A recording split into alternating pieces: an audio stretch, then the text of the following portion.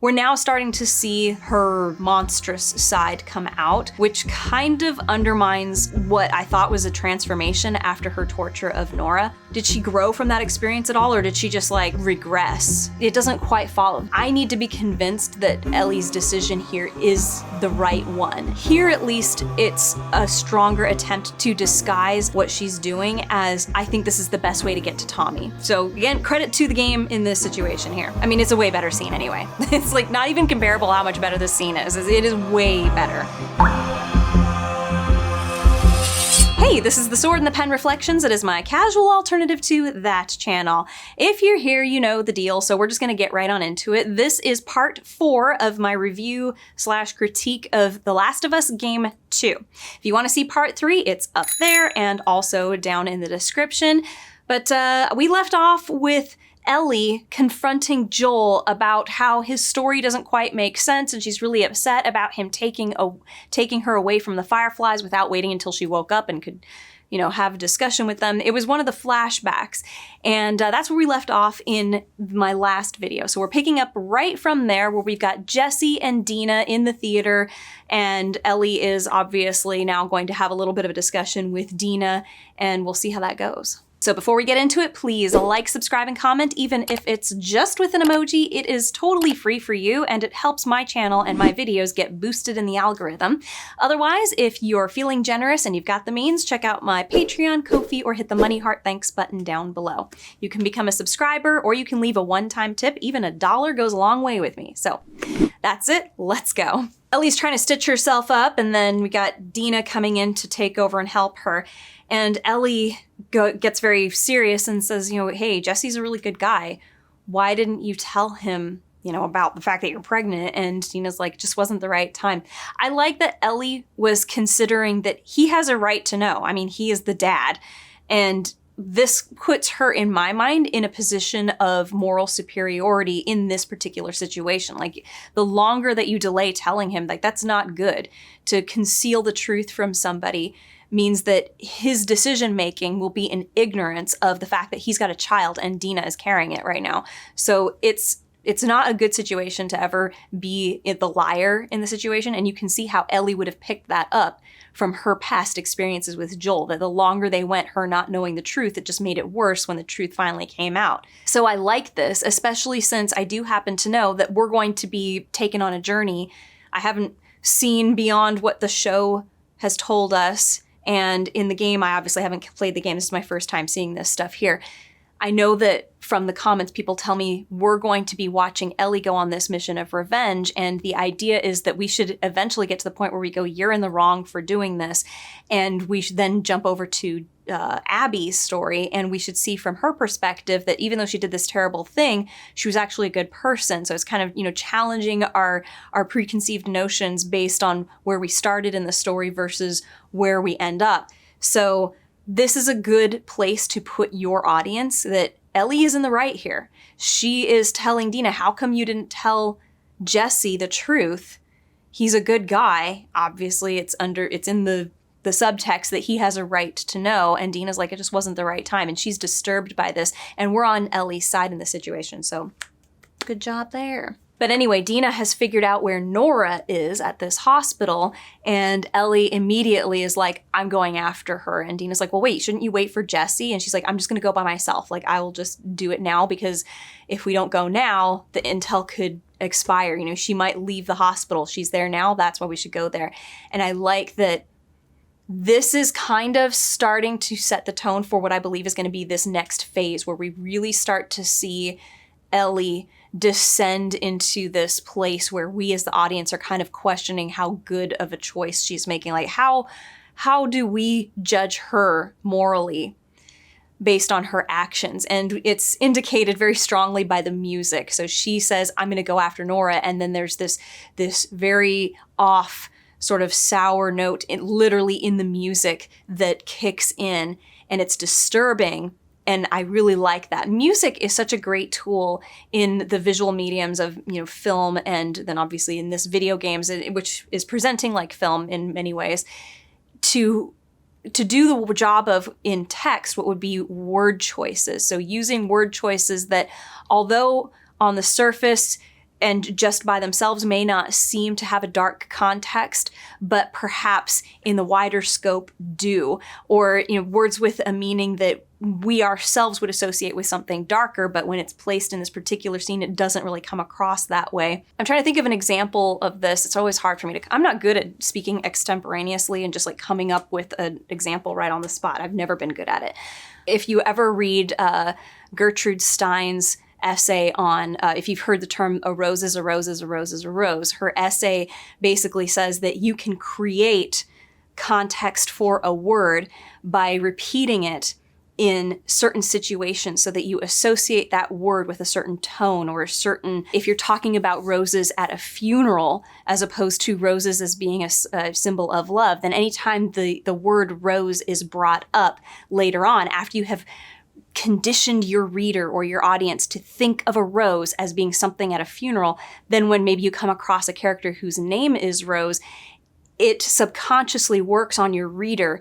This is something tragic, or there is something dark, or there is something about death involved with this character, simply because you have created that subconscious association with death or with a funeral or with mourning or whatever it is, just with the word rose. It's been well over 20 years since I read that essay, and I don't even remember where she goes with it, except that her essay on its own, Gertrude Stein's essay, demonstrates how she recontextualizes the word rose and other words within just the text of her essay, which is really interesting. But that's what I'm talking about here. So music and imagery in film would replace that job of words in text. It's a bit of a tangent, but I thought you might be interested, so there you go.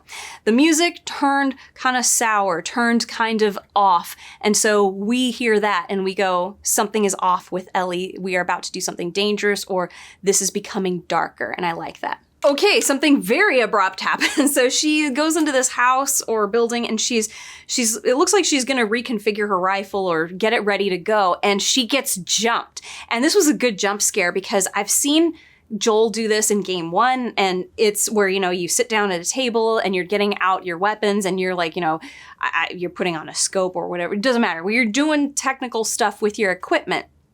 And usually they're sitting there doing this, and then they're done, they pack everything up and then they go. But here, she's in the middle of doing this, and somebody jumps onto her, and it's some sort of a soldier, and he's attacking her. And then there's others that come in here, and they repeat, "We're not going back. You can't make us go back," or something like that. And so I'm really curious, what the hell was that about? And I'm hoping that what we're gonna get is, this is like feeding into the surface level conflict that is hopefully going to exemplify where we see Ellie and her morality being challenged in the view of the audience, or that we see that she's descending into a state that we can't really support morally anymore, and that this is the story that's gonna come with it. So I like this, I'm enjoying this. And it was a good jump scare.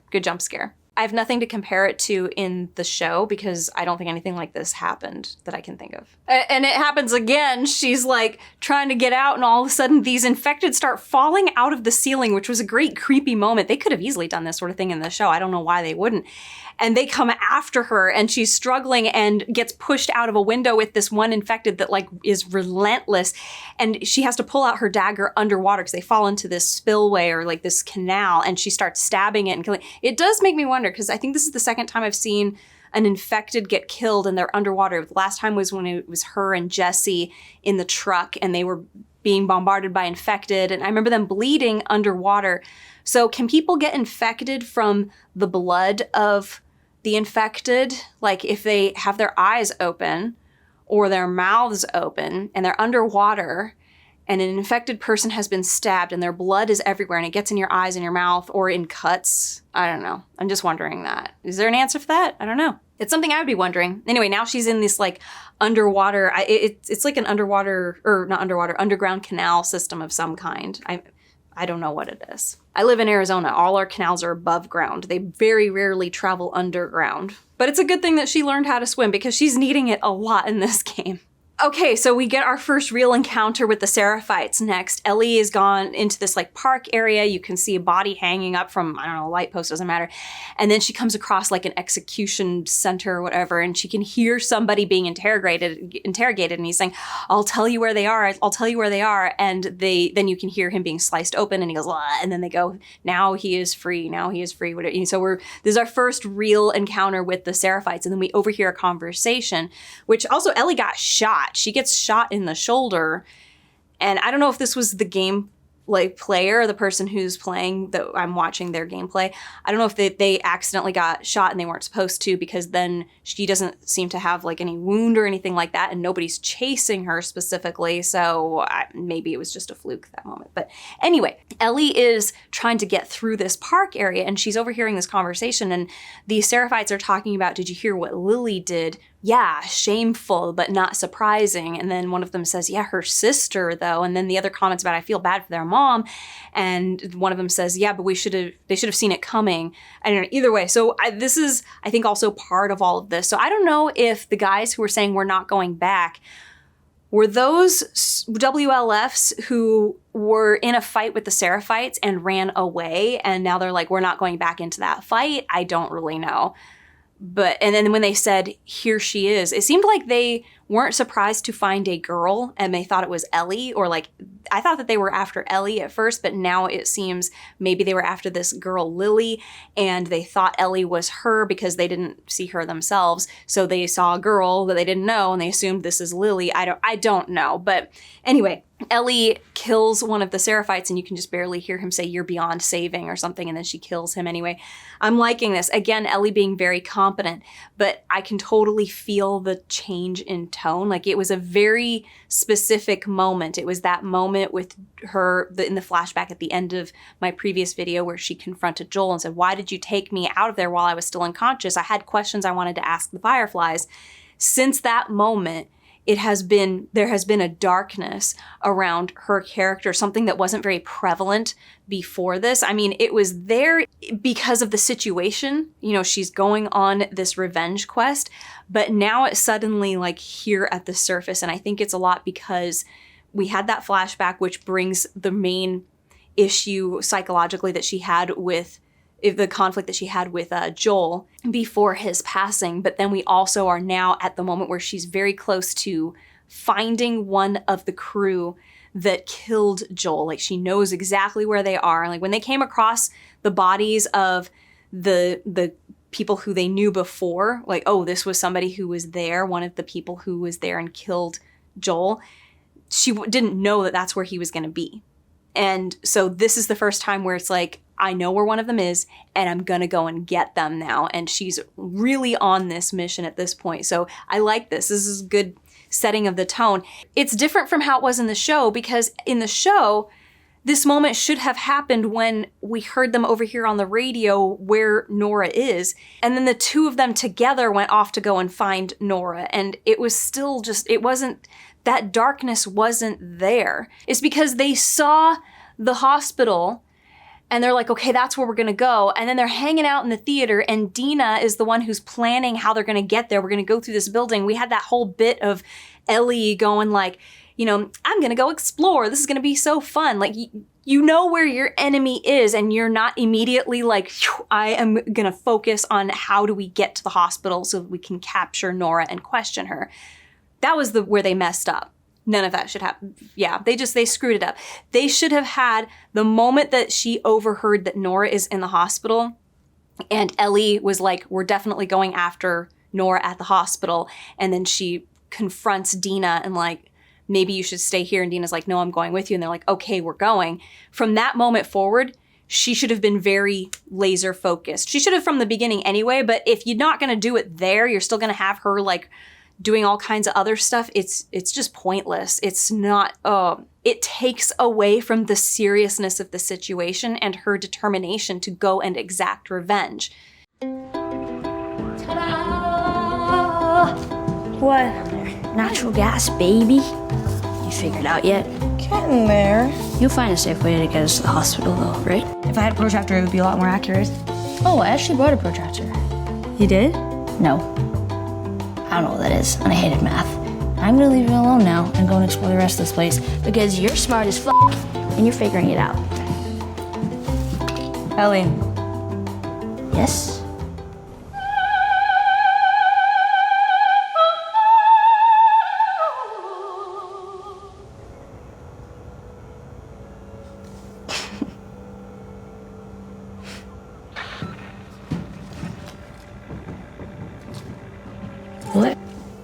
What is happening? It seems like she wasn't really serious about it. So that's all I gotta say. Moving on. So she's killing her way through folks until she gets into this building, which is obviously now WLF controlled. And she comes across a girl who's sitting on a crate. She swims up behind her and climbs out of the water. Thankfully, this girl had earbuds in her ears, so she couldn't hear Ellie climb out of the water right behind her. And Ellie's got her by the night with a knife around her neck and is questioning her. Do you know a girl named Nora? And the girl's like, yes. And she's like, where is she? And she's, I don't know, somewhere in the hospital. Where in the hospital? I don't know, they're clearing up the upper floors. And so it seems like it's implied that Ellie didn't really intend to kill this girl, but the girl breaks away and then tries to stab Ellie, and Ellie stabs her first and she's dead. And then Ellie even comments like, that was dumb, like dumb of you. But I'm also asking myself, what else could Ellie have done? What was she gonna do? Tie her up and gag her? Like, the moment she lets this girl go, what's gonna happen? There was no choice. Once she approached this girl, it was you have to kill her, no matter what. So when Ellie goes, that was dumb, I mean, it's a little short-sighted. And it could be that they're trying to imply that she's like blaming this girl, like, you made me kill you. It's like, you were gonna kill her no matter what, because what were you gonna do? The player of my game shoots the little, I don't know what it is, a game console or something that the girl was listening to. It has this annoying music coming out of it. I was like, don't shoot it, now everybody's gonna hear you. But anyway, so she shoots it. It seems like that was optional and my player just did that, so. Ooh, so she's climbing through the air ducts now to get upstairs unnoticed, which is smart. I mean, except that you would think that people would hear you up in the air ducts climbing around. But anyway, she's overhearing conversations, and some of the information I get is that Abby is not in her cell anymore. So we're gonna have a jailbreak with Abby when we get to her section, I just know it. So, because one of the girls is saying, if we had more guards, Abby would still be in her cell. Obviously, they imprison her at some point. And then later, we come across Nora and a man and a woman talking to Nora and saying, like, hey, if we get questioned by Isaac about what happened, I'm going to tell them what I think happened. And Nora's like, whatever, basically brushing them off and leaves. And the guy is like, I'm not going down for her. And I don't know if he's referring to Abby or Nora or whatever, but anyway, I'm assuming this is all stuff that we're going to have clarified when we jump over to Abby's story. But this is actually a very interesting way to do this. Like, if you're telling a story from two separate perspectives, we get one perspective this time and we don't know what it's about. And then the second time we get all the details filled in. I actually prefer it when we have an assumption of what's going on the first time around. Like, we see it and we go, oh, this is what seems to be obvious what happened. And then later we find out, oh, it was something different. That's good recontextualization, where we think we knew one thing, but later we get more information that tells us actually the thing that we thought was wrong, it was something else. And this isn't quite that. It's almost that, but not quite. Even though I can tell that there was a jailbreak, I don't know what the heck they're referring to about, I'm going to tell Isaac what I think really happened here. I don't know if they think there was like a coup against Abby or something. It's tough to tell. It's not enough information for us to solidify one story in our heads that can later be recontextualized. But it's pretty close, But I like this sort of storytelling. And we really didn't get this at all in the show because we didn't get these kind of conversations happening among Abby's crew, because Ellie just like walks up on Nora, who's by herself, and that's it. So it's a shame that they didn't do that if what we're gonna see is this stuff meaning something else later. But then again, like I said, it wasn't like enough information to solidify a preconceived idea of what the story is going to be for me, the viewer. So maybe they just didn't want to do that in the show, and it was considered time wasting. So let's just, if it's not going to solidify a story in our heads now in the game, and they didn't want to do it in the game, then it's fine to cut it out anyway, because then the recontextualization isn't super strong anyway. So Ellie finds Nora more or less in a similar fashion to how she did in the show. And it just stood out to me at this point in the game, watching the game, that she goes, do you know who I am, or do you recognize me, or whatever? And Nora she goes, yeah, you recognize me. And Nora goes, what do you want? I'm like, what do you think she wants? And then at some point in the conversation, Nora goes, we could have let you live, or we could have killed you, but we let you live. Like, she's trying to, bargain with her for her own life. And Ellie's like, yeah, you're idiots or whatever. You should have killed me. Yes, they should have killed her. Like, what did you expect? The girl was shouting at you, I'm going to kill you. I'm going to kill you. You're going to die. What did you think she was going to do? The oversight here is a little hard to believe. But again, this is like I guess it's feeding into the idea that killing it all kind of sets off this chain reaction where you're going to get a lot of people involved just from killing one person, because if that person knew people and then they know you were the one who killed them, they're going to come after you. Even if you're nice to them and spare their lives, there's a good chance they're still going to come after you anyway. That's kind of just, it's all feeding into this. So I guess that's fine. It's fine. But the chase is more thrilling. So we get that whole bit where she's like, yeah, the little bitch deserved what he got. And she throws some stuff at Ellie and is able to use that opportunity to get away. And she's calling out for help, intruder, intruder. There's one moment in the chase, however, where they end up in a struggle with a knife. And I liked that. It would have been nice to have had that in the show, but I get it. They were trying to streamline this.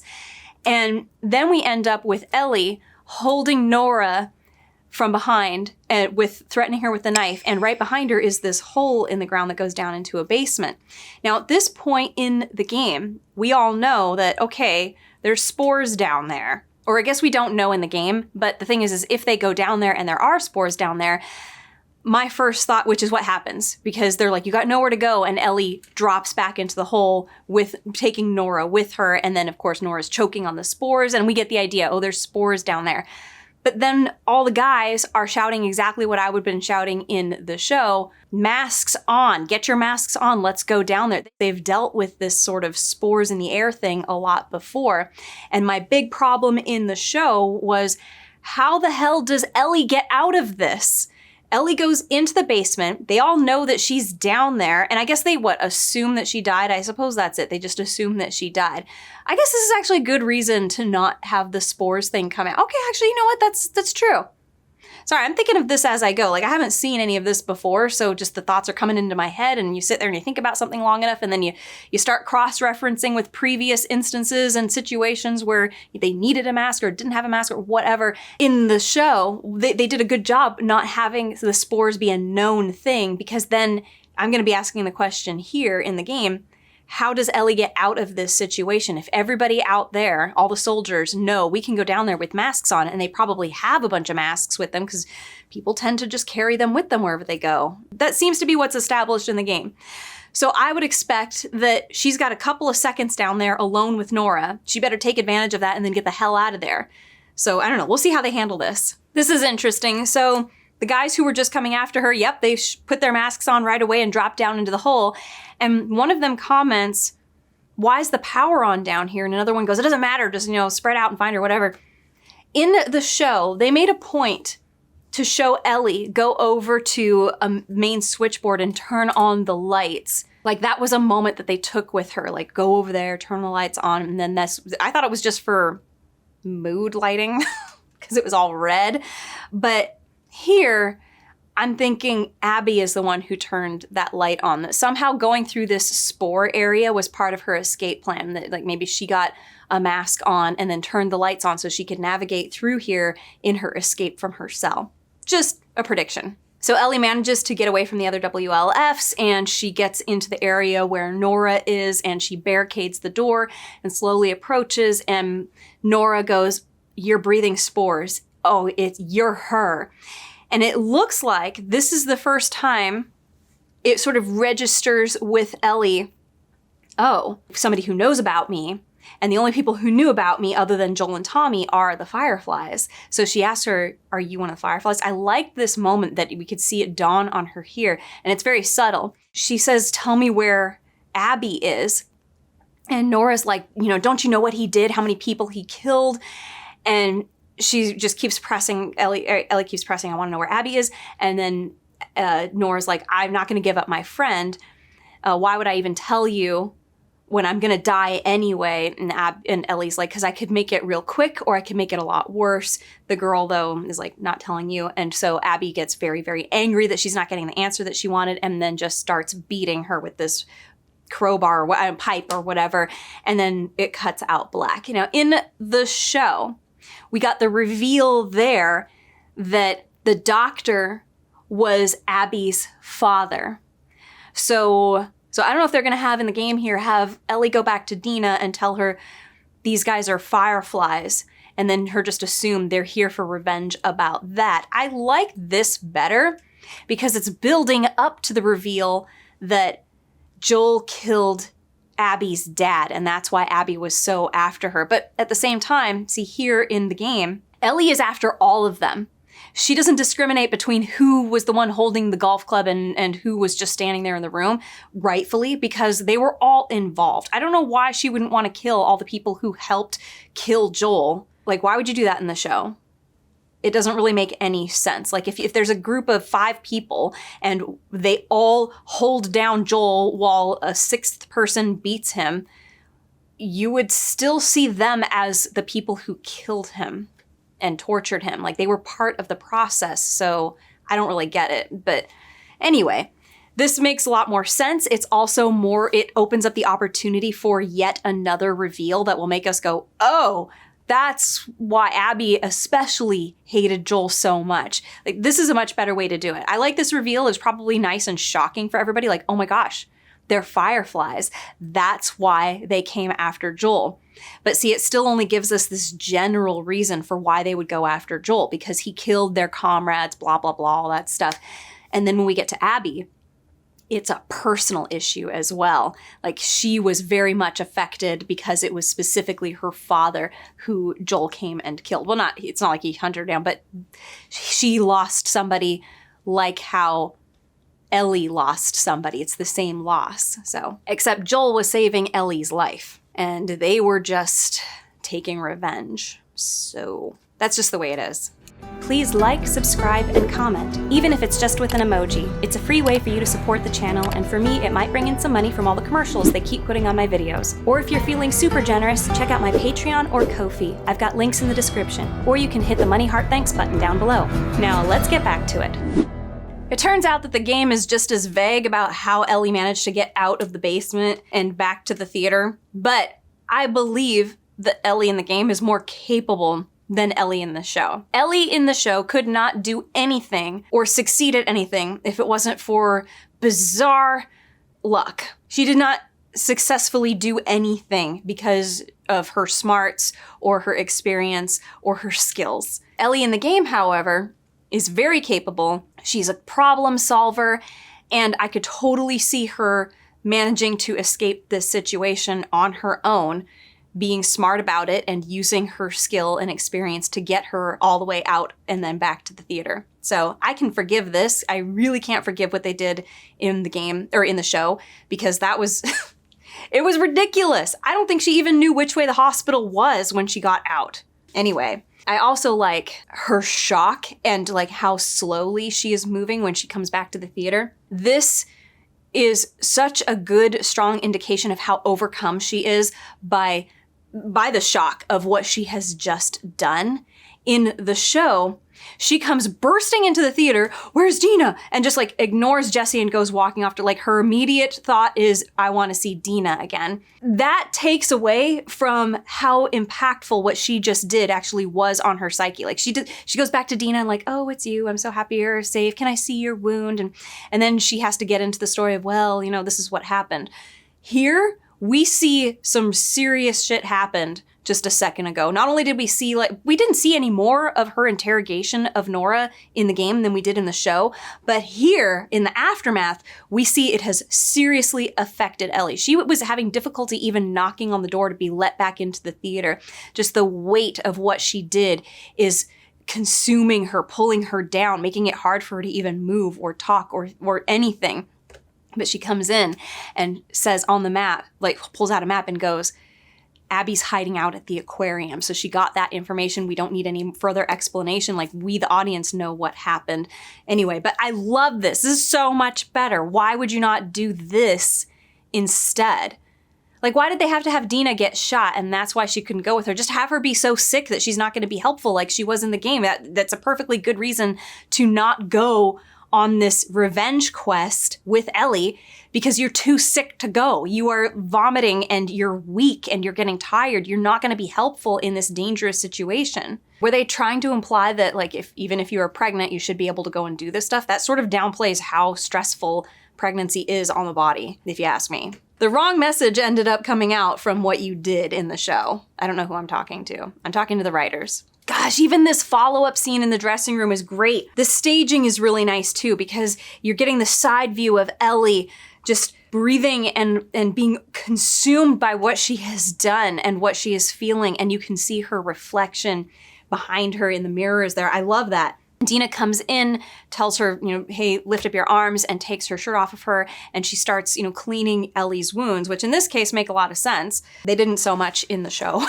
But there's not much dialogue here, and all Ellie says is, I made her talk, and she's crying, and she says, I don't want to lose you, to Dina, and Dina says, good.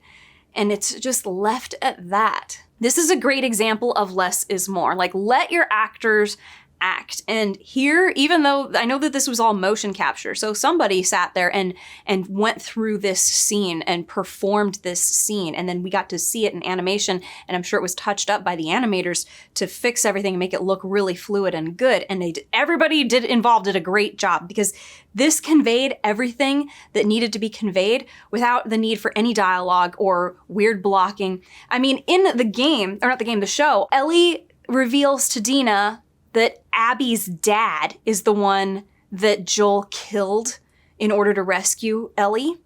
And Dina, saying nothing, just kind of like, we need to go, and then like turns away from Ellie. And I'm like, that was weird. So what?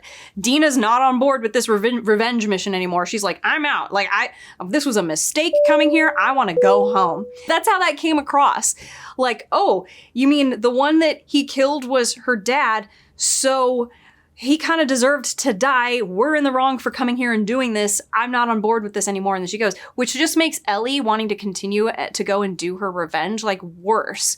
Like, okay, so I'm rejecting Dina and her conclusion about what we're doing here. So it's weird. It's weird. Anyway, we're in a flashback now from 2 years prior. So we're getting closer and closer. And we're at it's called St. Mary's Hospital. I have no idea where this is, but it doesn't seem to be anywhere near Jackson. Oh, so this is the hospital. This is back in Salt Lake City where Ellie was almost killed. So she went back to the hospital. I like this. This is good. This is the sort of thing I could see her not only capable of doing, but wanting to do. Like, she doesn't want to confront Joel about this right away, but she's going to go and investigate it herself. Ooh, this is good. And I like her observation. So she's looking around, and remember, Joel told her they obviously couldn't make a cure from you. There was a dozen others who are also immune, and they couldn't make a cure from them. So they gave up on looking for a cure. So they put you under, did some tests, and then I realized they're not going to use you anymore. So I just got you out of there, like immediately. I saw that they were useless. They didn't need you. So I got you out of there. So she would have been under the impression that if she's believing him, okay, the story is then that they would still be there. But she gets there and they've left a bunch of stuff. And she goes, you sure left a lot of stuff. So they left in a hurry, or they didn't leave by choice. So she's starting to puzzle together what actually happened. And then she finds a bag with a recording, and it's somebody's audio journal saying, most people have left already. I don't know which group I'm going to join. I was one of the ones that wanted to go after the smuggler and the girl. They said even if we found her, or by some miracle found someone else that's immune, it'd make no difference, because the only person who could develop a vaccine is dead. We cut to Ellie listening to that recording outside over and over and over again, and Joel gallops up and he's like, what the hell? You sneak away in the middle of the night and you talk to me. You don't just leave me a note. And Ellie gives him the ultimatum. Tell me what happened here, the truth. If you lie to me again, you will never see me again. But if you tell me the truth, no matter what it is, I will go back with you to Jackson. This is a way better ultimatum. Like, we didn't even get an ultimatum in the show. She was already in Jackson's. Like, what was she getting? I'm out of here. What was she going to leave Jackson? At that point, that would have just been stupid. But anyway, This is good. This is a good dramatic moment. I don't know if she was supposed to have left Joel in Jackson or if she and Joel were off on some journey and then she detours off to go to St. Mary's Hospital. I mean, it's not exactly an overnight trip with your horse. I've driven from Jackson Hole to Salt Lake City, actually. It's like almost a 4 or 5 hour drive. I don't know. Either way, it's a long ass time, which means it's probably gonna be a couple of days trip on a horse. So I don't know, whatever. This is me nitpicking at this point. Either way, what they're doing here in the game is 10 times better than what they did in the show. This is a slow exposure of the truth as opposed to just her acting like a total asshole and then exploding on him at once and then deciding to forgive him there. Like, I like that she even set the ultimatum in advance. If you tell me the truth, no matter what it is, I will go back to Jackson. That's a good way to, like, incentive, first of all, for him to tell the truth. But it's also showing a degree of maturity that she's saying, I just want the truth and I will, whatever it is, I will live with that. I don't know. I just like it way better. I don't want to think about it too much. I just want to keep watching. So this is good. I'm actually enjoying watching this way more than I enjoyed the show, which is, I mean, I guess that's not surprising, but I'm surprised because the only exposure I've had to this story so far was what I got in the show. So this is a significant improvement and a nice surprise for me. Wow, this is so much better performed. I just have to say, the directing, the blocking, all of this, the truth being revealed, telling her making a vaccine would have killed you, so I stopped them. And she can't even stand. She just sits down and just crumbles in tears, crying uncontrollably. I love this. This is so good. It felt really rushed in the show compared to this. This is so much better. Ooh, okay, so she says, he tries to comfort her, but she's like not having it. She's like, I'll go back, but we're done. And she storms off. So she's going back to Jackson, but she's like, I'm not part of you anymore. So like this is so much better. Why would you change that? This is way better.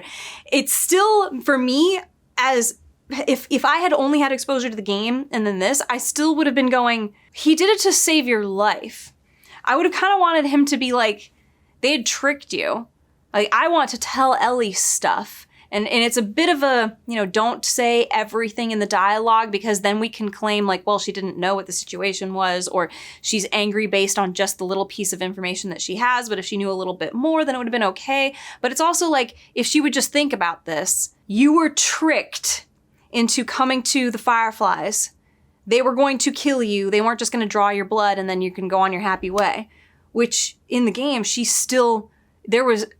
that's what she thought was going to happen. She was making plans to learn how to swim and, play guitar and go do all kinds of things with Joel after all of this was over. So I'm sitting here going, I want that bit of conversation to happen now. And in the show, they did it all at once in that porch scene. And here I'm guessing we're going to get another scene where that little bit is hashed out because this is not over. And I do really like that this is left on that feeling of, wait, you can't just leave it at that. You can't have not forgiven him. This would be the first time in the story that you have the impression that Ellie was angry at Joel and had not forgiven him or let him die without forgiveness. So like the mentality of people playing the game, getting to this scene must have been like, oh my gosh, Joel died believing that he was not forgiven. Like they were separate. That's rough. I think you would think back to the earlier part of game 2 and tried to think of like what were the conversations we saw the two of them having before Joel went out on patrol. I don't think there were any, were there? It was just that scene in the garage where he came in and brought her the guitar and they seemed to be okay, but things were off. So you're going, did that happen before this flashback or after this flashback?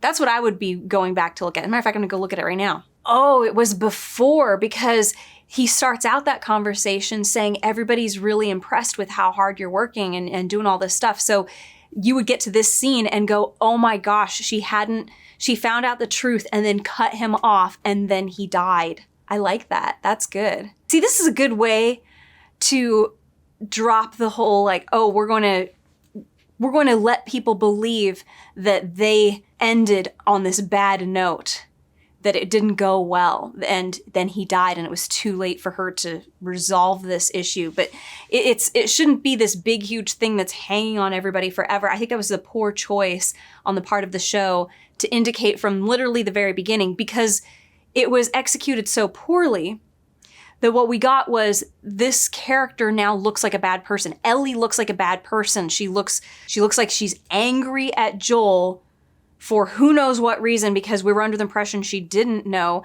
And then she was treating everybody like crap. I mean, think about that scene with her and Jesse and the guy that she was wrestling, where they're like, hey, can you come and help us chop wood? And she's like, screw you, and then walks off. Like, and then how disrespectful she was on patrol and to the other patrollers. And oh, that was so bad. They really should not have done what they did in the show with Ellie. I can see the temptation to be like, well, let's make this tension, this drama, stretch it out a little bit longer so people really think, oh no, he died, and it was not, they were not in a good place together. They had not reconciled before he died, and so it was this unresolved thing. I could see the temptation to do that, but the way that they did it and how early they started that impression, and then where they changed it, like by not showing us that they had a conversation on the porch, and tricking people. What they did was essentially leaving the clue out so that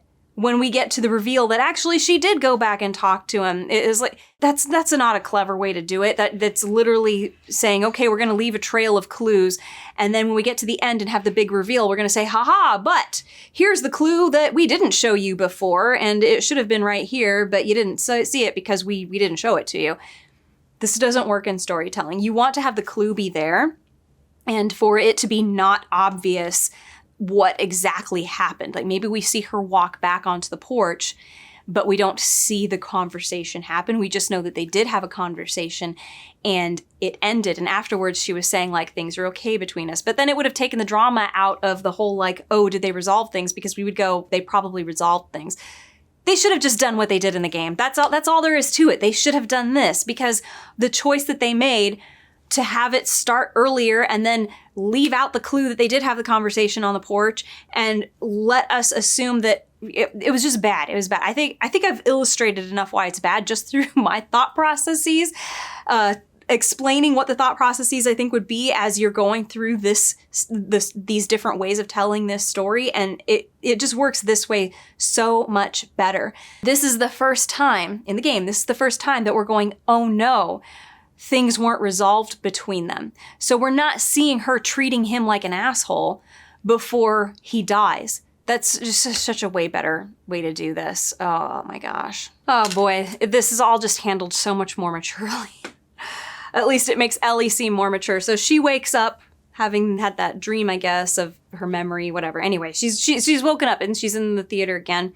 Dina is not there, but she gets dressed and goes out and finds Jesse there, sitting there over Dina, who's asleep on the couch. And then he steps aside and Ellie goes over to talk to him. And he's like, she had a really rough night. She could barely keep down water. And he goes, is she pregnant? And Ellie like, yeah, she is. And he goes, I know that you wanted to keep doing this, but we got to get her back to Jackson so she can get some real care. And Ellie's like, you're right. Like, I know. And she's like, but I can't just abandon Tommy. I got to stay here and get him. And Jesse's like, she's not going to want to leave without you. This is just so, like, Ellie looks more mature here. Like, think about this conversation and how it happened in the show. They were walking down this alley and Ellie was all frustrated that he's treating her coldly. And she's like, and at some point he turns around and he's talking about how hard it was to find her. And then he's talking about Dina and stuff. And like, you know, last night Dina said that she can't die. Not, you know, that she was scared to or didn't want to or something, like, I can't die. And then she wouldn't take any alcohol, whatever. And then he goes, you know, I'll bet that she tells you all kind of stuff that she wouldn't tell me, like that she's pregnant. And then Ellie's like, damn, or whatever. And then he goes, and he like clearly didn't know about it. She's like, oh, you were just guessing? Like, oh, just don't tell her that I told you. Just act surprised when she tells you. It's just so juvenile. It is like, that is like YA, like bad YA high school drama type writing to do it that way. And Jesse rightfully treats her like the high schooler she's behaving like, and is like, you know what? I need to stay alive because I'm about to be a father. And unfortunately, because of you, we're in a war zone. So I'm just gonna go and I'm gonna get Tommy, and then I'm gonna get Dina and my kid the heck out of here and back to Jackson. Like, Ellie was, it seems like every opportunity to try to make Ellie seem less mature and less a character we cannot sympathize with because she's acting stupid and like a selfish, self-centered brat, they took it. And it was really the wrong decision. Here, she's actually having conversations like an adult, taking responsibility for the consequences of things that she put into motion. You know, she was the one who wanted to go get revenge. That's why Tommy went off ahead of her. That's why Dina went with her. She finds out Dina's pregnant. She's like, yeah, now we really shouldn't be here anymore. Like, she's admitting it at this point, where I don't think she was at this stage really in the show by this point. I don't believe it, especially when we got that scene up at the top of the tower where she's like, Nora's over there in the aquarium. See, at this point, she knows where Nora is, and she's still saying, you're right. So, I just like this so much better. And I do like how they conclude this, or they bring this to an end. So Jesse's pointed out that Dina's not going to leave without you. And Ellie's like, but we got to go get Tommy. And this is where Jesse's like, screw it. Like, let's go get Tommy. Like, I'll go with you to get Tommy. And he pulls out the map and he's like, what we can do is we can go to that aquarium that this girl told you about and wait for Tommy there. Sort of implying we'll also have that chance to go and take out Abby, which I know what you want to do. And then Ellie's like, what are we just going to leave Dina here? And Jesse reveals that actually those are her orders. Like, so Dina, because see, Dina and Jesse would be the ones who have the right to make the decision, what do we do next? And so the two of them obviously discussed this in Ellie's absence. What do we do? Well, we're going to need to go get Tommy. And Dina doesn't want to leave. And she's saying, I'll be fine here. You guys go and get Tommy. And then they hatched this plan. I could even see this being Dina's plan, since we had that scene where Ellie came out from, taking her nap in the theater, and after she had the first flashback, coming back, and Dina has figured out where everybody is stationed and what they're doing. Like, she would be the smart one. Well, she's smart enough to do that too. Not that she's the smart one, because I think that Ellie could have easily come up with this plan too, but I could also see Dina doing this. Anyway, I just like this. This is just so much better. And I like that Jesse is on board with going and getting Tommy too. Like, this gives a reason for him to be with Ellie, going off to go and do this, which is what this seems to be saying this is going to do. And yeah, that's exactly what happens. So Jesse goes and Ellie goes and says goodbye to Dina, and then meets up with Jesse. And there's this funny thing where they're heading off. He's like, that aquarium is along the shore, so obviously they're going to head to where the shoreline is and then just follow it to the aquarium. Smart. And at one point, Ellie makes the comment, how does anybody stay dry in this city? And I just had a thought, how come they didn't get umbrellas? There would be umbrellas in stores everywhere in Seattle, or many stores anyway. Just have an umbrella on your backpack and then you can pop it out. Could you do that? Like, that would be me. I'd be the weirdo on the revenge mission with an umbrella. Like, anytime I can walk long distances with this umbrella instead of getting rained directly on, that's what I'm doing. I also like this conversation that they have where, so they're running along, towards the shore, and he goes to, hey, what did you tell Dina? And she's like, well, I told her we're just going to go to the aquarium and get Tommy. So I guess that's not a part of the plan that Jesse and Dina discussed. Maybe he came up with that on his own after deciding that he would help Ellie find Dina and then go. Or he would help Ellie find Tommy, and then the four of them would all leave. Well, so he asks, did you find out any more about why they did this to Joel? And Ellie gives this story about, well, he was a smuggler and they're former Fireflies, and they had a disagreement about some goods, and he killed some of their guys, so that's why they're here. They're out for revenge. Jesse says, I need to get something clear here. When we find Tommy, what then? Are you still going to go after Abby? And she goes, no, we need to get Dina to Jackson. So I like this, that she's going into this with the mindset. Maybe she just said Dina needs to get to Jackson. Let me check. Yeah, he very clearly states, look, we'll be leaving some of those guys alive. Are you okay with that? And she's like, yeah, Dina needs to get back to Jackson. So she's on board. Like, she's already made the mature decision here that once we find Tommy, we got to get Dina back to Jackson quickly. Like, she cares more about Dina than she cares about this revenge. And it's interesting because she, just moments before that, when he said, does you knowing why they killed Joel change anything about you wanting to go and get revenge? And she says no. So it's a little bit contradictory here, because in one instance she's saying, I still want revenge. But then the follow-up to this is him asking for clarification. Once we've got Tommy, if a bunch of those guys are still alive, what then? She's like, no, I'll go back with you guys to Jackson. We need to get Dina back to Jackson. So maybe it's, I don't know. It wasn't exactly clear. I would have maybe tried to just say that she had made a solid decision, or maybe clarify.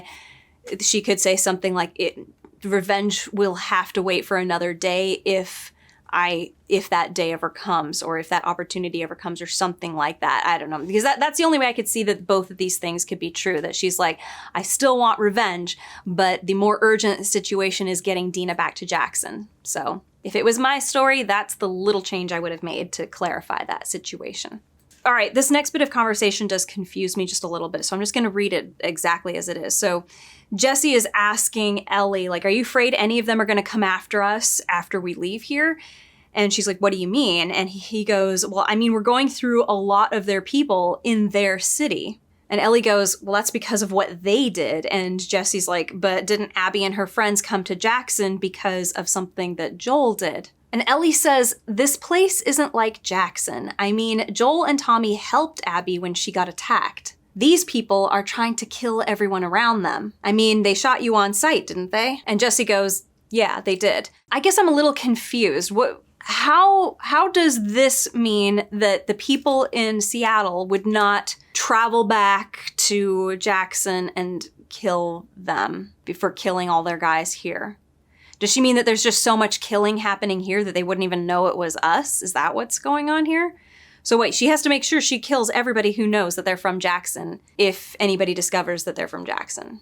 Is that what's happening here? Was the lesson learned, don't leave guys alive? I mean, she did talk about how stupid it was to have left people alive. Like, remember when Dina was asking her, like, why did they not kill Tommy or you, but they did kill Joel? And Ellie's like, because they're dumb. Like, so I don't know. We'll see. Oh, and then we also get the reveal that that Dina did not tell Jesse that she's pregnant. So he stayed up all night with her being sick, but she didn't tell him. That would have been a good time to tell him, but I don't know why she wouldn't tell him. But anyway, Ellie's like, don't worry, I think she'll tell you when. And then they get cut off because they come across some folks. So they overhear a conversation between two WLF soldiers about how, all right, it's going down tonight. We've got orders from the top guy himself. We're going to clear out this area, and then we're going to take the fight to the Scar. So there's no secrecy or vagueness about what the plan is. They are going to do an assault on the Scars, but they also indicate that there was one previously, because the girl is a guy and a girl who's talking to each other, says, I'm nervous. What if it's like last time? And the other guy's like, no, it's not going to be like last time. I had neutral feelings about this. They didn't do a whole lot worse in the show. It was kind of fine. I mean, it was a bit obvious that they were doing some sort of an operation, but they kept talking about a converging storm, and I just didn't understand that bit. That didn't really make any sense to me. So anyway, all right, the conclusion of that conversation is a little awkward. So Jesse's like, what were you going to say about Dina? She was going to tell me when. And Ellie's like, oh, when, all of this is over and wrapped up with Tommy and everything. And Jesse's like, oh, okay. I guess it'd be a tough thing to hide anyway. Yes, because she would start showing. But then he's like, do you know if she's going to keep it? She's going to keep the baby? I mean, like, what kind of question is that? That's weird. Like, what is she going to do? Put it up for adoption? To the neighbor, I guess? You can't, ship it to another town. It's cute. They do talk about, so Jesse's asking, how come you didn't tell me that you were going to go off after Joel? And she's like, I didn't think that you would be into this. And he's like, I really respected and looked up to Joel. Of course I would have come. And Ellie says, well, he really respect, he looked up to you too, or he liked you a lot too. And she's like, he even thought that I had a crush on you. And Jesse's laughing and she's like, yeah, you are not really my type.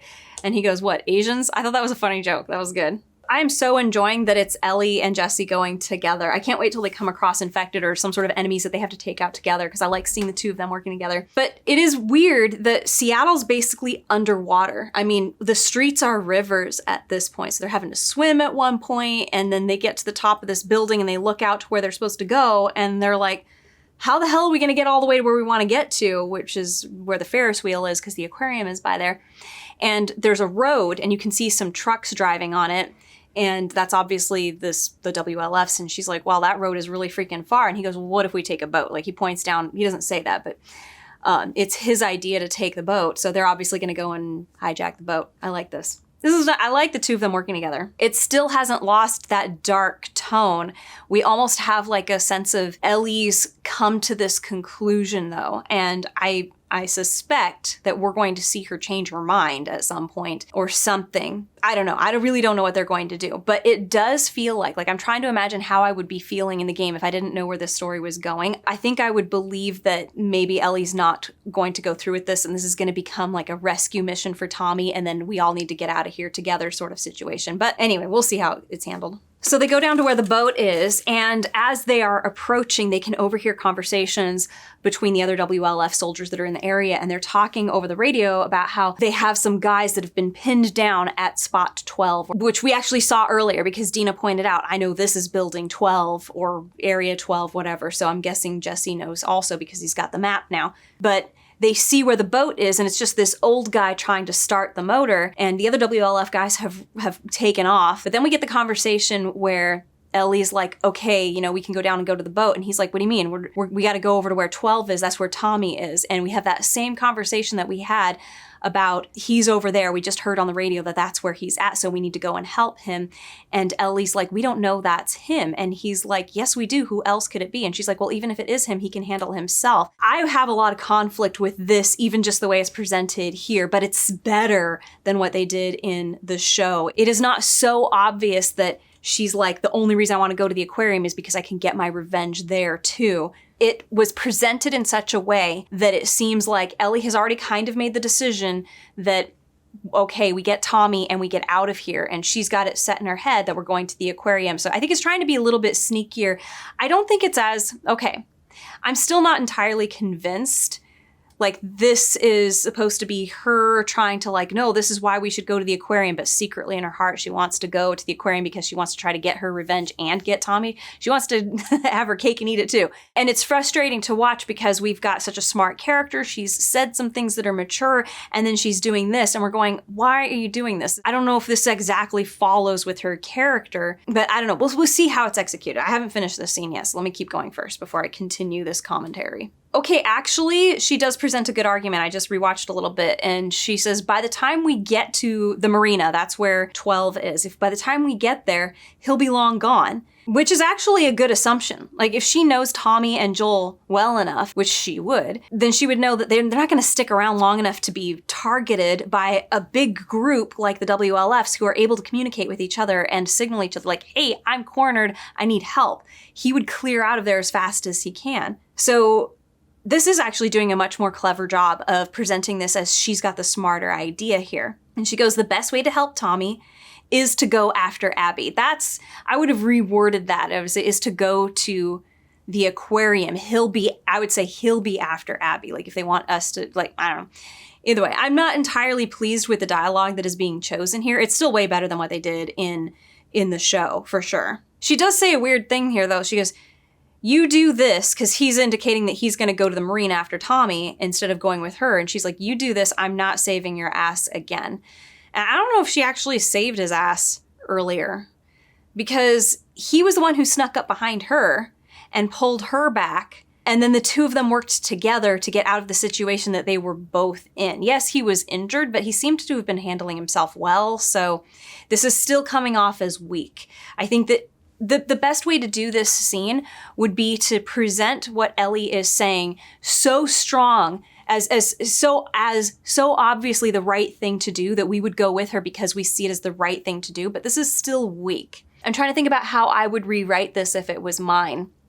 And I think that perhaps, I don't know, perhaps not indicating that it is a sniper, but see, I think the purpose of this scene is supposed to be that we, the audience or the game player, are seeing Abby and not wanting her to go on because we're like, maybe not wanting her to go on, but we're seeing that this is a bad decision, that what she wants to go and do is a bad decision. The problem with that is that it makes her look not good. It doesn't quite follow. This is a tough situation because I totally get what the intention here is. The intention being we want to show that she's kind of being overcome by her need for revenge and that it makes her into a hypocrite. But if you want the audience or the game player to be on board with this too, this is not the way to do it because we're not convinced. I'm not convinced. I don't care about like how, we loved Joel and we want to get revenge. Also, I need to be convinced that Ellie's decision here is the right one. And the thing is she's abandoning Tommy, who we had more development between Ellie and Tommy in this game than we did in the show. Like the desire on the part of the audience and to not the desire, but the feeling that Ellie should have an obligation to go and save Tommy, it's even stronger now. It's stronger here in the game than it was in the show. So yeah, I don't think it's quite working. Not saying that it's bad, it's just not working as well as it could. Maybe they shouldn't have had that development between the two of them. Maybe they shouldn't have been shown to be super close. Like, oh, well, she wouldn't have that loyalty to Tommy like she would here, because here we would see her, yes, you should go and help Tommy. Like, it's so obvious that she should be going and helping Tommy at this point. I just don't see how anyone in the game could be on board with what she's doing at this point. Like, anybody playing the game, could be on board with what she's doing. It seems like it's pretty obvious to me that this is the wrong decision, and yet we're going to have to go through it with her. So, I don't know. All right, what was it like playing the game at this point for folks who didn't know where the story was going? I do strongly feel that at this point, because of the development that we had with Tommy especially, like that's amplifying the situation. Even without it, I would say that's not the right decision. Like, this is your uncle, and you're just going to like, he'll be fine. It's a little bit weak. It's a bit contrived. I don't know. Maybe other people felt differently. No matter what, not including those lines, like obviously the show was made after the game. The lines that they added in the show about Tommy would want this for me, he would want me to do this, he would understand, and the whole thing about like, you should have voted with me, whatever, all that stuff. It just made Ellie look so much worse in the show. It's good that they didn't have it here. It is attempting really hard to present as Ellie has the smarter plan here than what Jessie has, and Jessie just disagrees with what her plan is. At least it wasn't hiding it in the show. So I have to give the show credit for that. But it didn't make Ellie look so horrible in the game. Like, she does not behave in this scene with Jessie the same way that she did in the show. In the show, she just looked like a spoiled child again, and just a monster, really, who didn't care about Tommy at all. Here, at least, it's a stronger attempt to disguise what she's doing as, I think this is the best way to get to Tommy. So again, credit to the game in this situation here. I mean, it's a way better scene anyway. It's like not even comparable how much better this scene is. It is way better. I'm really grasping in the game to find the things that in the show, for me to find the things in the show that it did better than the game. Because it's like almost nothing. Ellie's going down to the boat and she overhears conversation between these two soldiers, and they're like talking about how, I don't know, something seems up with these trespassers, and one of them's like, do you think that they're working with the scars? And I'm like, well, they're definitely not just trying to walk through the city. Like, that's not what these guys are here about. Obviously, I mean, this is obvious stuff. But then she falls through a hole. Well, she kills both of them and even says, F you to one of them. Like, they didn't kill Joel. But whatever, anyway, so we're now starting to see, like, her monstrous side come out, which kind of undermines what I thought was a transformation after her torture of Nora, because she came back from that apparently traumatized and okay with just going home. So this does undo that a little bit, and I I'm not sure I'm fully on board with her saying the, F you to the dead guy. Like, I understand her killing them so she can get the boat, but it's also like at this point, you're kind of going, did she grow from that experience at all? Or did she just like regress or at least not be affected? It seems like, why did you act so affected if you weren't affected? This is a little weaker, I have to say. And then she comes across a bloater. That's interesting. Yeah, and she sets it on fire and she finally shoots it enough times and says, got you, asshole. Like, this is a lot of anger and aggression coming out here. It does, for me, undo a lot of what I thought was being done back when she was done killing Nora, torturing, and, well, she left. She didn't specify if she left Nora to die, which she definitely did in the show, but it undermines that scene. It's like, did it really affect you or what? Because it looked like it did. And you gave a lot of evidence afterwards that it did, but it seems like it didn't. So when you would go back and watch that scene again, you're just going to be going, what? She's faking this? I don't know. Like, it affects you, but then you decide it doesn't affect you anymore. It's odd. Was there something that I missed that was like a trigger after that set her off again? Like, now I want revenge again? Because I missed it. But yeah, this is bizarre. I mean, so she gets down to the boat and the streets literally are a river. Like, she is in the ocean in the streets. Has the water level risen like 100 feet? This is crazy. Thank goodness she doesn't have her little detour like she had in the show. So she gets into the boat and she's motoring out. She gets out through the buildings. She's out on the ocean and the waves are behaving as waves do, tossing her sideways. The boat capsizes and she's in the water and she's got to start swimming, but the waves are moving towards shore as opposed to away from the aquarium and out to sea, which is like not the direction waves work at all. But anyway, way better here.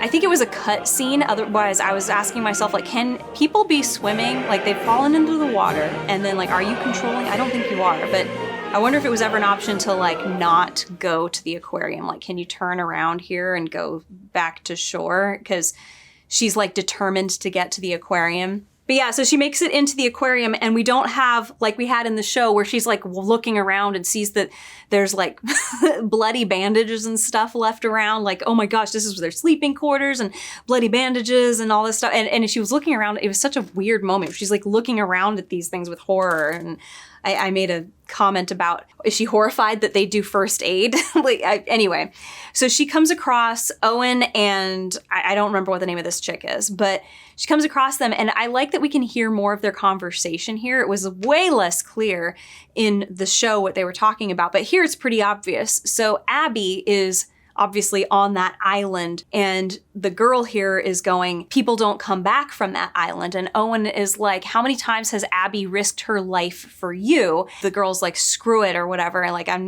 not doing this. And she's about to walk away. And that's when she comes across Ellie holding them at gunpoint.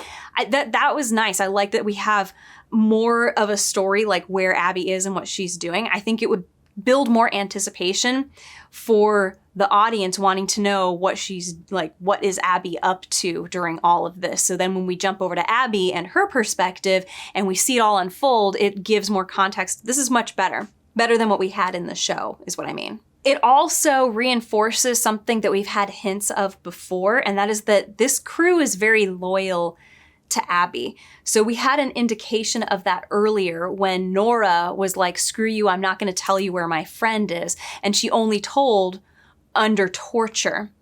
So that's like, that was the first indication. Then we have this one here. How many times has Abby saved your life? So we get an indication of why they're so loyal to her. So I like this. This is good. So we're also seeing evidence of the crew is very loyal to Abby. She is definitely the leader. They all feel obliged to do what she needs or what she says she wants done because she's done stuff for them. And the first indication being Nora saying, I'm not going to betray my friend. This is someone she considers her friend. It's all good. This is all reinforcing Abby being the leader and these people being loyal to her. So to get reasons for why they're loyal to her later on, which is what I'm assuming we're going to be getting when we get to the Abby stuff, this is good. This is all good. Yeah, so Ellie is like, where's Abby? And Owen is like, oh my gosh, you're that girl from Jackson. And Ellie repeats, where is Abby? And Mel is like, how do we know you're not going to kill us if we tell you? And Joel's like, she is going to kill us, which I believe that she's going to kill him because of the statement that she made earlier when she was commenting on why did they leave us alive? Like, why did they leave me and Tommy alive? And Ellie's like, because they're stupid. So we've got the definite indication, like she thinks that they're stupid. But then that was sort of contradicted. Her awareness of this being the way it is was contradicted later when we had her call the girl stupid for attacking her because, like, I don't know, maybe it's not clear there what her plan was. Maybe it was to kill her, but not in such a gruesome way, slitting her throat. I don't know. But either way, there's no way they're getting out of this. And then she's doing the whole map thing, which was nicely foreshadowed in the game, but not at all really in the show, with the exception of season 1, where she, questions one, like, hey, you point to where it is, where Abby is on the map, and then you, and they better match. I like this. This is good. And it was nice. It was nicely foreshadowed in the game here because we saw Ellie and Dina come across those two guys, and then Ellie plays Sherlock Holmes and sees how, oh, I've seen this before, or Joel has told me about this before, where you interrogate one and you ask them to point on a map where they are or tell you where they are, but just write it down. And then you go and ask the other. And then if it matches, then you know that they're telling the truth. Even though we had that happen with the torture scene in game 1 and in season 1 of the show, in the show, I don't think that they had an instance like that where they could remind the audience of what happened. And the problem with that is that season 1 is kind of self-contained. It's its own story. And when you go in with a second half and say, actually, we have more story in the way that it has been done, it's presented not as part 2, but as this is a continuation of the story. Like, this is another story that you were also going to tell, just happens to be with these characters. There should have been something to call back, this is what happened. Like, this is how Ellie would know to do this, especially when they made Ellie out to look so stupid. And I'm talking about mentioning the have one person point and another person do this thing, which she saw Joel do it once, and that was with the Native American couple out in the woods. But I don't know. I just don't believe that Ellie was smart enough in the show to have thought to do this herself. That's my biggest problem, is that I just don't believe that character would have thought to do this. She handled the situation terribly in the show. Let's see what she does here. Oh yeah, and also the whole Ellie saying, you guys can survive this, I just need Abby, and Owen going bullshit. Yeah, that's what I think too. And because, yeah, I think I've already mentioned this. I already comment on this, but Ellie will not leave them alive. And I don't believe for a second that when she's offering them, like, oh, you guys can live through this, that's a lie. And it's very obvious in the game that it's a lie. Okay, so yeah, this goes down better too. So she's bringing the chick whose name is Mel. I just now realized. I always seem to get their name right before they die.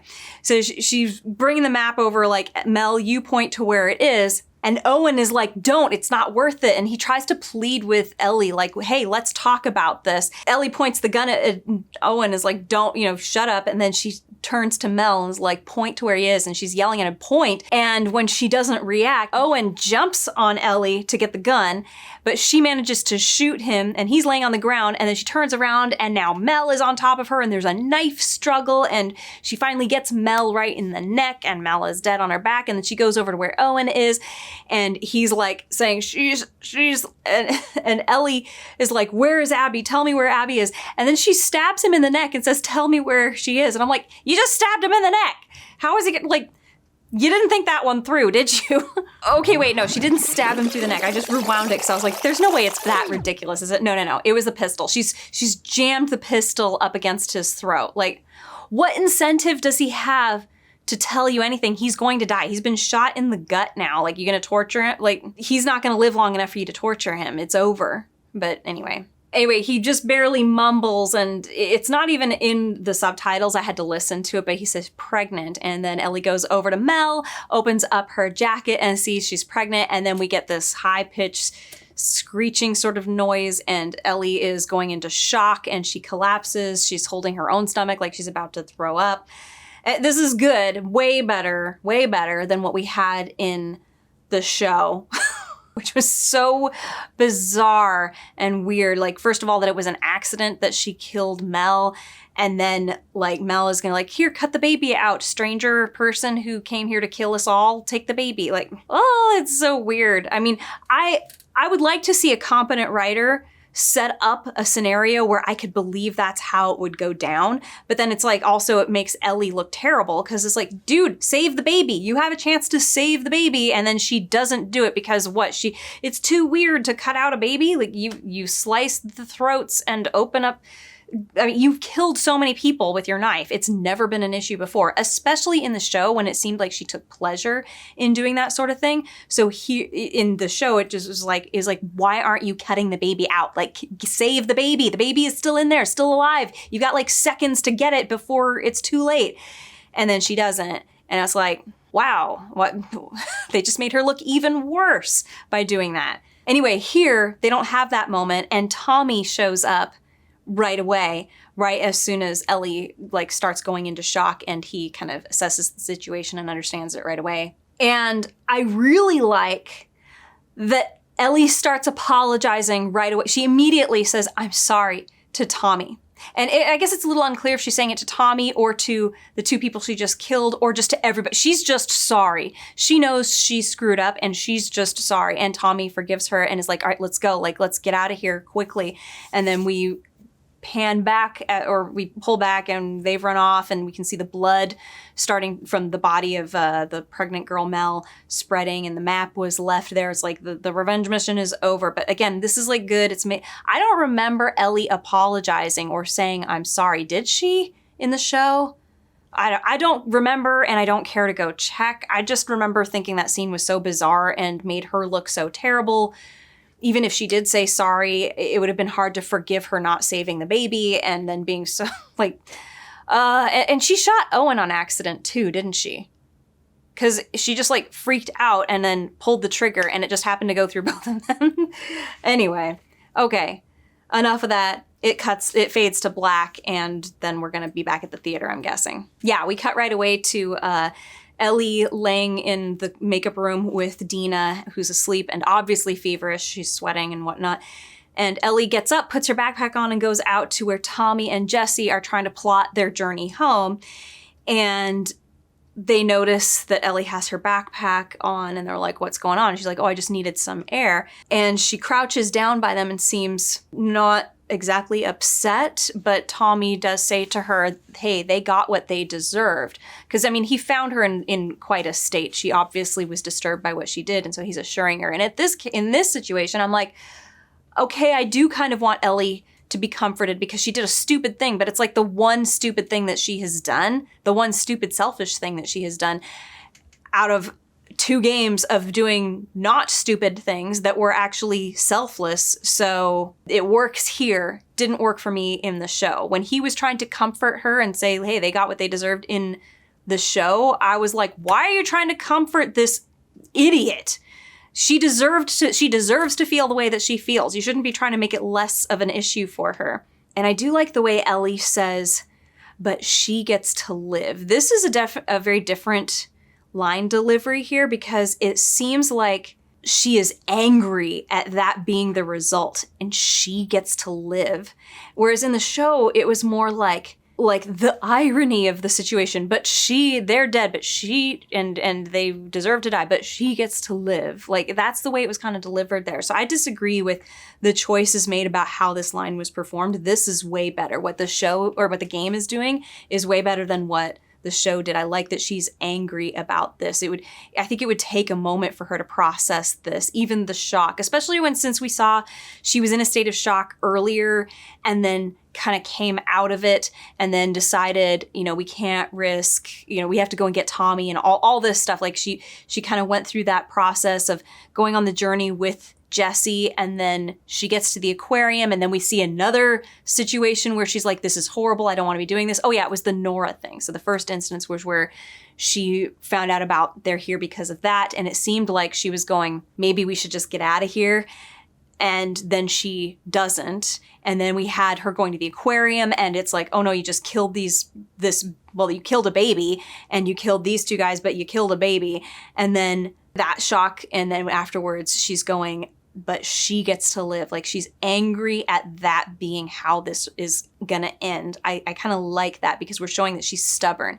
And that goes back to that phase that I don't think I ever figured out where the end of it was, and I didn't pick up any new ones that came up after it, but where Joel was telling her, you need to learn how to like not let other people rile you up so much, not to be so affected by other people. And this kind of is showing that she's the kind of person who doesn't very easily. And I like how Ellie, when Tommy is like, yeah, she gets to live. They died, but she gets to live. And he goes, is that okay? And it's like you can see her going like she's angry about this, but she shakes her head and she goes, it has to be. I like that. That's good. This is just the way that this is performed is significantly better. And this is on, I know a lot of people like to throw shade on the actress in the show, but the director is responsible for telling an actor or an actress, hey, you screwed up the way that this is supposed to be or the way this is supposed to be delivered. You need to do it again in the way that it's supposed to be done.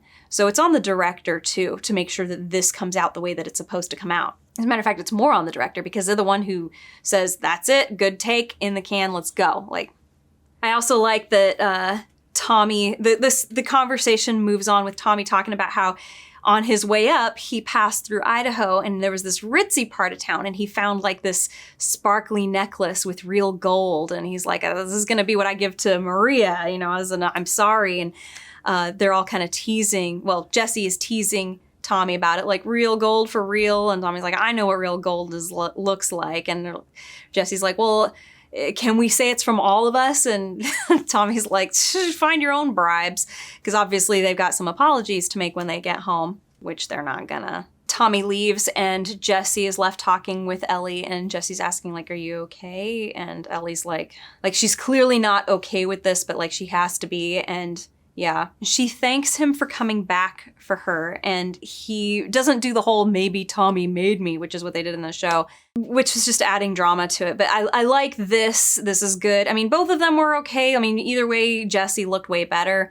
But here you've got Jesse saying a line that he said earlier, which is my friend's problems are my problems. And Ellie teasing him, then going like, you are such a sap. He says, well, how about this? My friends can't get out of their own damn way. And she's like, yeah, that's better. This is good because it's a recognition on her part, or evidence of recognition from her, that I screwed up by doing this. Like I'm trying to go and do this thing, but I'm just making things worse and worse and worse.